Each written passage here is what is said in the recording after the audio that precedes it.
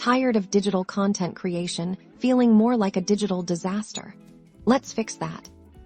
Today, we're diving into the powerful synergy of Nano Banana and Kling AI, unlocking a new era of streamlined workflows and stunning visuals for your digital projects.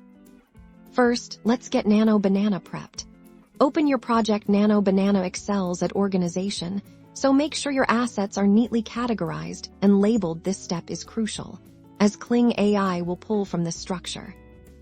Next, launch Kling AI. You'll find an option to connect to external platforms. Select Nano Banana from the list. You'll likely need to authorize the connection using your Nano Banana credentials. Now, the magic happens. Choose the specific Nano Banana project you want Kling AI to access. Kling AI will analyze the project's assets, metadata, and organization to understand your creative direction. Based on Nano Banana's information, Kling AI generates design options. These will vary based on your project's goals and style preferences. Browse the options and select the one that resonates most with you. From here, customize your design in Kling AI. Fine-tune colors, fonts, layouts, and more.